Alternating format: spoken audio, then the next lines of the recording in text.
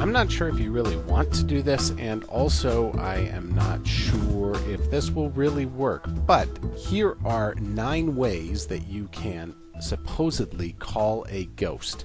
There's no guarantees, however, that this will work. But number 1, you could use a Ouija board to converse with a spirit. Now, the modern version of the Ouija consists of a board with all 26 letters of the alphabet, and the numbers 0 to 9 are printed on it. Also, often you'll see the words yes and no on the Ouija board, and also the word goodbye. Now, a lot of times you'll get like a plastic heart or something like that, and that's the item that people put their fingers on in order to have a spirit supposedly guide it and answer your questions. So you ask yes or no questions, and then the Ouija board tells you answers based on what the spirit is supposedly telling you. Number 2 is using a pentagram to conjure demons. Now, things generally work if you believe in them, and that is kind of the case. We are powerful as human beings, and whatever we believe in, we can tend to create. And so there are rituals in which people use a pentagram to symbolize different elements of nature, and they form a circle 9 feet across. Now, one is made for the person summoning, and another basically is a summon to bind the spirit. Basically, you make this star and circle, which is part of a larger ceremony, and usually this whole process can summon supposedly unpredictable demons. You can try this at your own risk if you think that this may work for you. Number 3 is using a crystal ball. I kind of like this idea. It's kind of a fun concept. And using a crystal ball, a human medium is supposed to be able to see a spirit or hear its voice and then pass those words along to the person evoking the spirit. Usually, the person who is looking into the crystal ball speaks for the spirit. Now, in other cases, the spirit might actually be housed in some kind of symbolic image or conjure into a diagram so that it can't actually escape without the magician's permission, but that's the concept of the crystal ball. Some people believe you can use mirrors to summon a witch, and what you'd want to do is actually start off in a well-lighted room. You light a few candles, turn off the lights, and once there's enough wax, you actually splash the mirror with wax. You sprinkle salt around the mirror and yourself, you set up candles around you, and you be very quiet. And then once the wall is dry, you're supposed to take a knife and carve into the wax the type of spirit you want to summon. And then you take a knife, and actually this is kind of crazy, but you put some of your own blood on the mirror.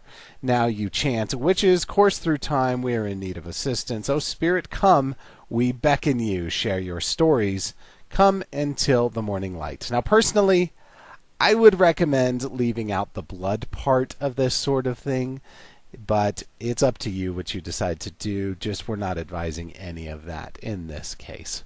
Some people believe you can speak to the dead through candlelight. So basically you light a white candle and focus on the idea of the person you want to speak to. You can grab 2 small pieces of paper and write yes on one and no on the other. And underneath the words, people recommend sketching a pentagram. And then you place the papers literally as close as you can fit right next to the candle. You can add salt to the melted candle wax to bind the spirit to the candle, and then you ask if a spirit is with you right now.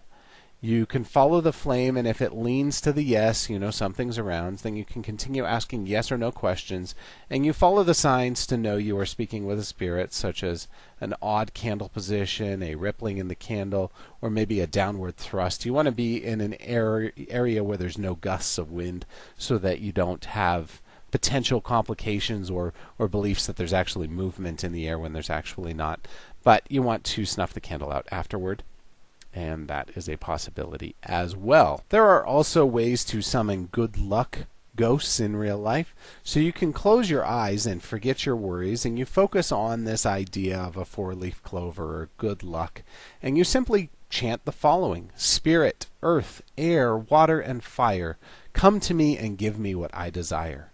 Waves of luck fall down on me and complete my wishes effortlessly.